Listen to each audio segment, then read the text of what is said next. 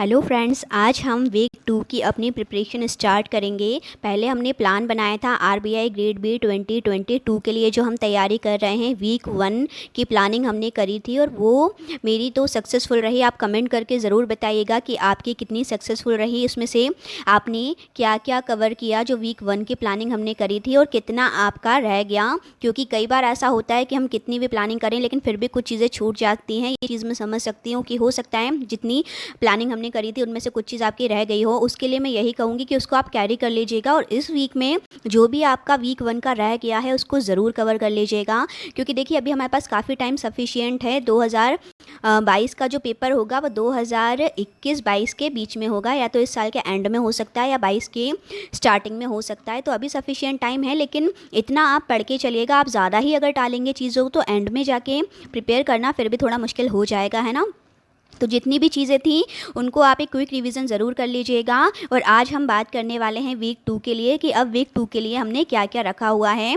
तो ये जो वीक 2 है हमारा, इसके लिए जो हम प्रिपरेशन करेंगे 2022 के लिए, उसकी जो वीकली स्ट्रेटेजी है वो हमारी मंडे से संडे तक के लिए है, यानी कि 19 अप्रैल से लेके 25 अप्रैल तक। तो चलिए अगेन हम स्टार्ट करेंगे प्री के एग्जामिनेशन से। प्री में जो 4 सब्जेक्ट है उनमें से हमें पहले क्या क्या पढ़ना है, फिर हम मेंस को देखेंगे, ठीक है।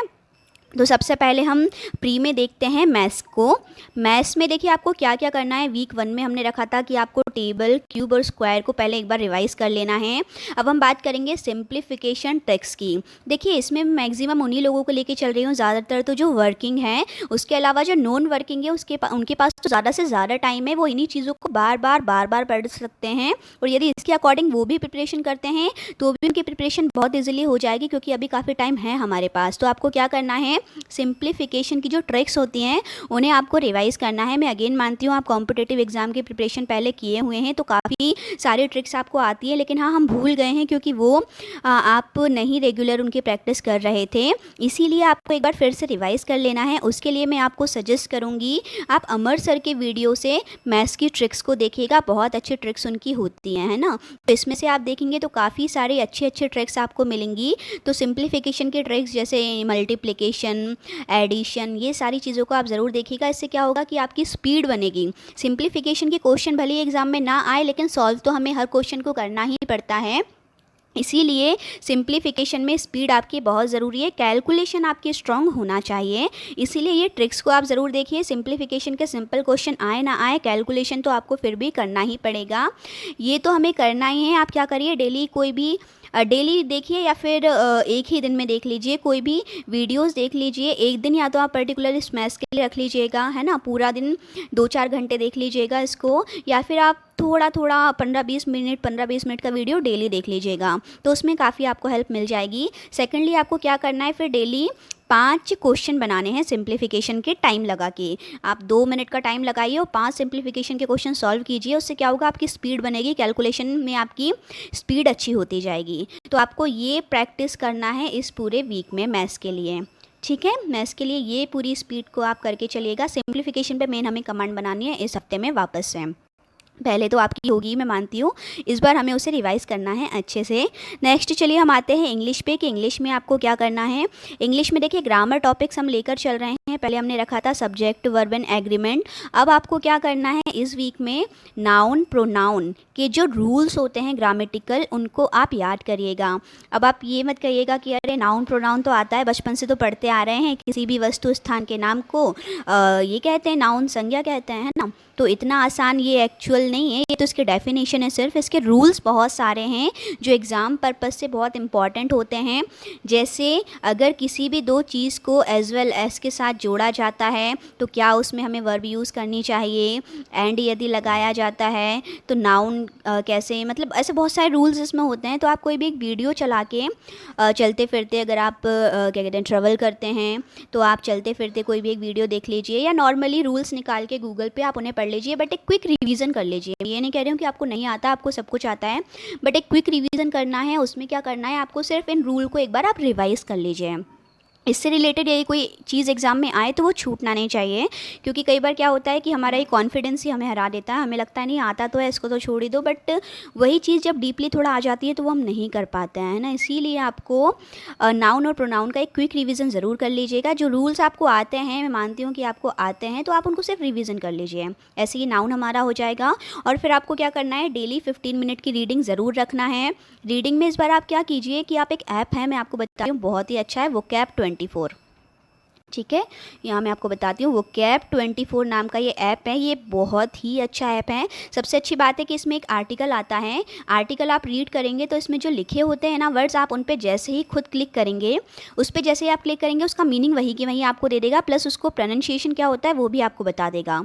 तो उससे क्या होगा कि आपको अलग से डिक्शनरी नहीं खोलनी पड़ेगी कि ये वर्ड मुझे नहीं आता तो मैं कहाँ से ढूंढूं। आप यहीं पढ़ते जाइएगा, जो शब्द नहीं समझ में आया उस पर टच कर दीजिएगा तो वहीं का वहीं आपको उसका मीनिंग बता देगा। तो आपकी vocab भी अच्छी होती जाएगी।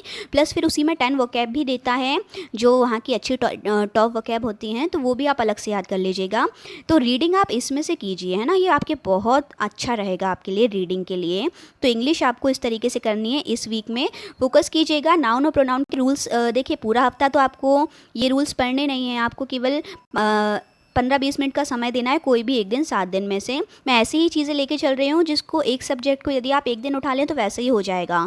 तो इनको डेली आपको टाइम नहीं देना है, क्योंकि हम वर्किंग हैं तो इतना टाइम हमारे पास है नहीं कि हम पूरा दिन पढ़ेंगे। जिनके पास समय है वो तो बहुत अच्छे से इसके लिए रिवाइज़ करें, बट जिसके पास नहीं है उन्हें केवल आधा घंटा 15-20 मिनट का समय आप देंगे तो ईजिली ये चीज़ें तो आप आराम से कर सकते हैं। और ऐसे ही हम RBI निकाल लेंगे, आपको पता भी नहीं चलेगा।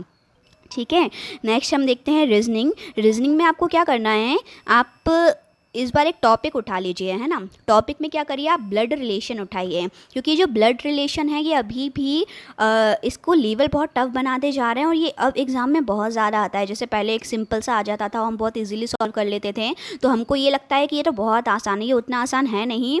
अभी आप अड्डा में से ब्लड रिलेशन के क्वेश्चन उठा के देखिएगा, वो बहुत सही लेवल उसका देते हैं। जैसे क्या करते हैं कि मान लो एक पज़ल टाइप से बना देते हैं उसे, आप उस पज़ल टाइप के क्वेश्चन को सॉल्व करेंगे ना ब्लड रिलेशन में, तो अभी एग्जाम्स में ज़्यादातर वही पूछा जाता है, और काफ़ी चांसेस हैं इस टाइप के क्वेश्चन RBI के एग्ज़ाम में आने की भी। तो आप इनकी प्रैक्टिस ज़रूर करके रखिए, ताकि अगर ये आए तो ये हम ना छोड़ें, है ना। आप इसके क्वेश्चन अड्डा में से ज़रूर बनाइए। इसमें काफ़ी क्वेश्चन ऐसे दिए होते हैं, जैसे 7 लोग हैं जिनमें से 3 मैरिड कपल्स हैं, फिर उसको सॉल्व करना होता है। तो ये बहुत अच्छी अच्छी पजल्स उसमें अड्डा में आपको मिल जाएंगी।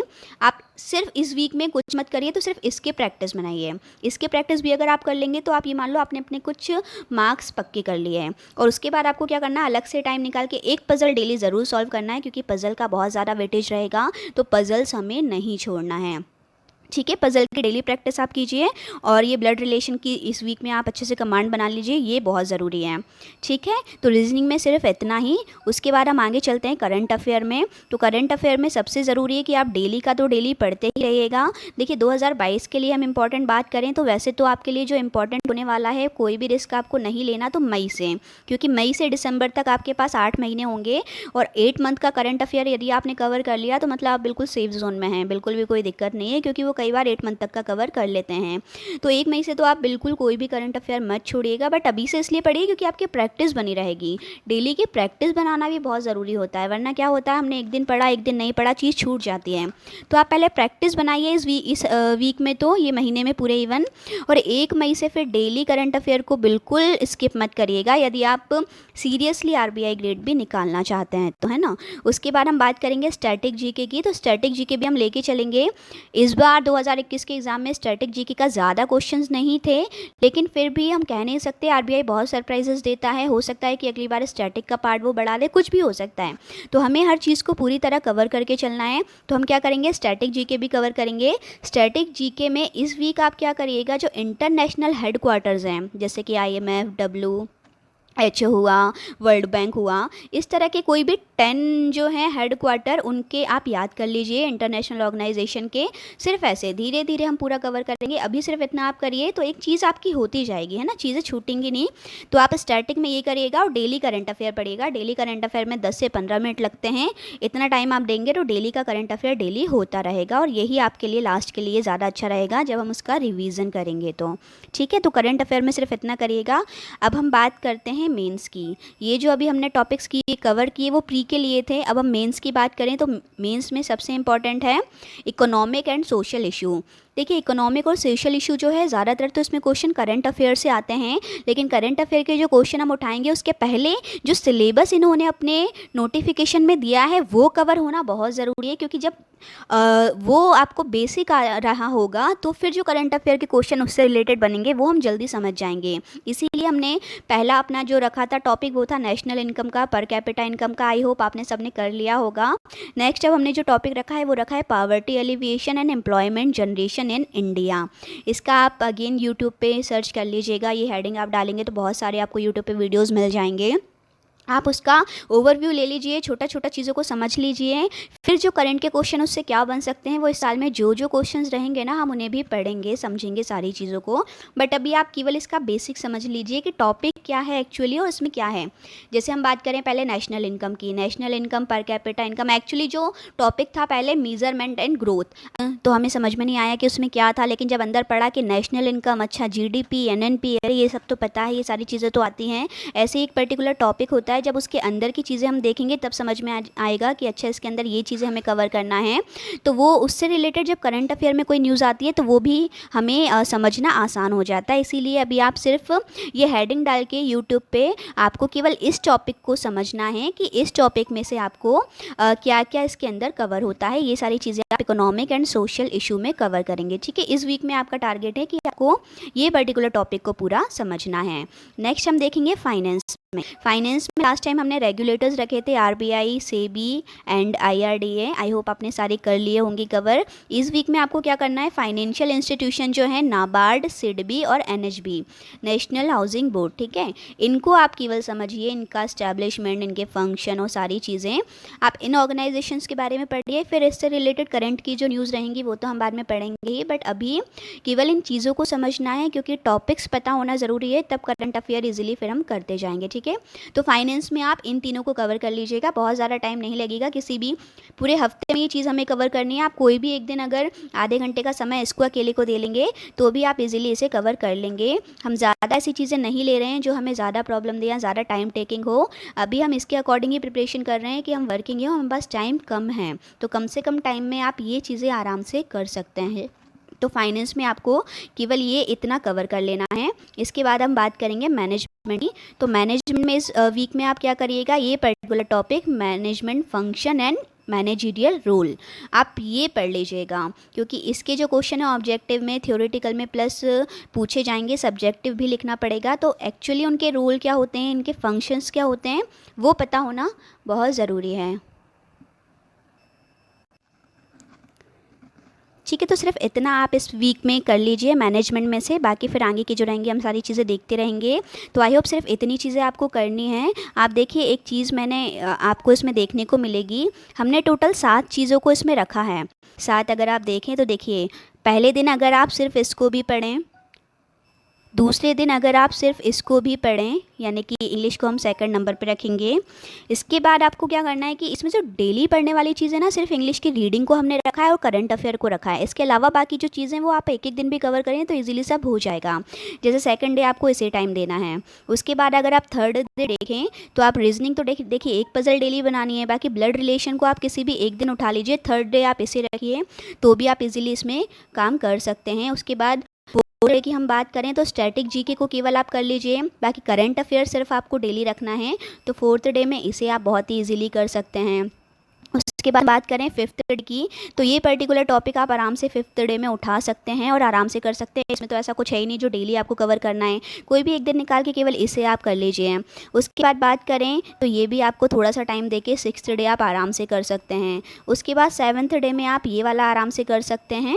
इसमें देखिए कोई भी आपको ऐसा नहीं कि डेली करना है। डेली की सिर्फ 2 चीज़ें हमने रखी है, एक है इंग्लिश रीडिंग और एक है करंट अफेयर। ये 2 चीज़ें आप डेली पढ़िए, बाकी जितनी चीज़ें हमने रखी है अगर आपने सिर्फ आधा एक घंटे का टाइम भी डेली दिया तो आप इजीली इसे कर लेंगे। इस तरीके से इस वीक को आप अच्छे से बनाइए अपना और सारी चीज़ों को स्टडी कर लीजिए। वीक 1 की जो प्रिपरेशन नहीं हो पाई है आप उसे भी कर लीजिए, जो चीज़ें छूट गई हैं उसे कैरी करके छोड़िएगा मत, स्किप मत करिएगा, क्योंकि प्लानिंग हमारी उसी हिसाब से चल रही है। हमें पूरा सिलेबस कंप्लीट करना है बाद में, क्योंकि हम मॉक टेस्ट भी अटैम्प्ट करेंगे, हम बहुत सारे क्वेश्चंस करेंगे, MCQs करेंगे, तो ये सारी चीज़ें उसके साथ ही आपको चलना है ना। इसके लिए मैं आपको कहूँगी thank thank you so much and all the very best for this week. अच्छे से प्रिपरेशन कीजिए। मिलेंगे नेक्स्ट वीक में, कितनी आपकी प्रिपरेशन हुई इसके बारे में बात करेंगे। बाकी हमने जो लास्ट वीक के लिए रखा था उसका एक क्विक रिवीजन लेके मैं भी वीडियोस इसमें डालूंगी। अभी आप भी क्वेश्चन अटेम्प्ट करके बताइएगा कि आपके कितने हुए, ठीक है। तो नेक्स्ट वीडियो को भी ज़रूर देखिएगा, जो भी हम अपलोड करेंगे। उसके लिए चैनल को सब्सक्राइब नहीं किया है तो जल्दी से सब्सक्राइब कर लीजिएगा, ताकि आपको हमारे सारे वीडियो मिल सकें, है ना, और आप उसके अकॉर्डिंग अपनी प्रिपरेशन हमारे साथ कर सकें। चलिए, thank you so much. Thank you for watching my video.